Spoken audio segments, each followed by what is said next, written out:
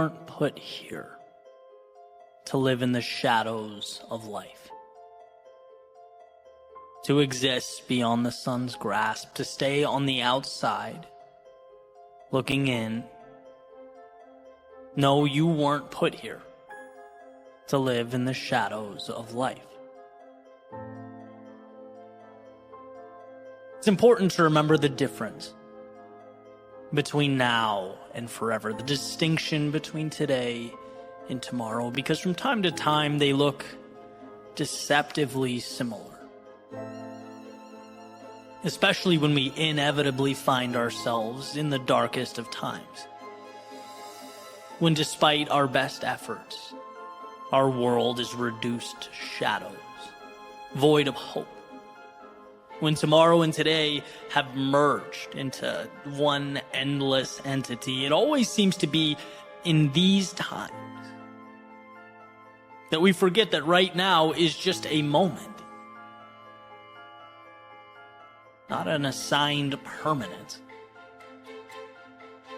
but a bridge to something great. As Viktor Frankl says, if there is meaning in life at all, then there must be meaning in suffering.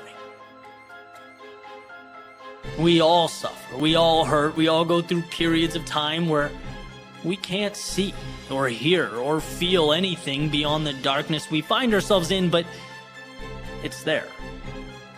Darkness cannot be defined without light.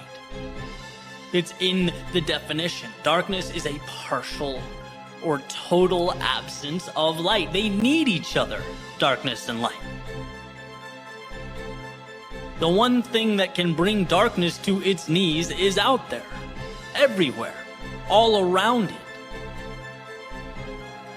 And if there was ever a reason to be hopeful, enthusiastic, if there's ever a reason to believe, it's that a new life is always a light switch away. It's that darkness is as temporary as the day. And the antidote requires only that you believe it to be true. Only that you find the resolve to reach one foot out, to remind yourself of the sun's warmth and the infinite beauty of a world beyond this temporary darkness, because you weren't put here to live in the shadows of life,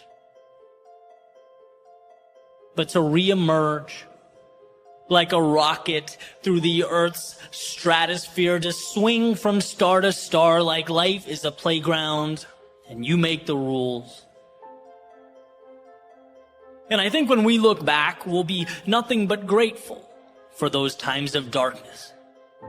They, in a sense, prepared us for the road ahead by giving us what we need most: perspective, life lessons, a roadmap to follow. Because you don't appreciate the light, the sun, the clear blue skies, the wind on your face, the sound of the waves, the chirping of the birds. No, you don't see the beauty in any of that until, even if for a moment, it is taken away.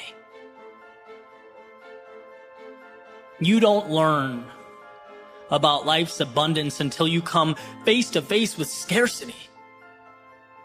You don't learn to give until you've had your world taken away. You don't learn to love until you've experienced heartbreak. You don't learn courage until you've been overcome by fear. You don't learn to grow until you've been truly stuck. You don't learn to believe until you've looked in the mirror and doubt peers back. You don't know who you are until you learn what you're not. See, everyone finds themselves having wandered into the dark, sometimes of their own volition, sometimes of fate. But like leaves changing color in the fall, the earth on its journey around the sun, a wave emerging and falling back into that which it came, it is not an end, but a beginning. Life's way of preparing us for what's to come, introducing us to the infinite possibility of tomorrow, because you weren't put here to live in the shadows of life, but to emerge from them.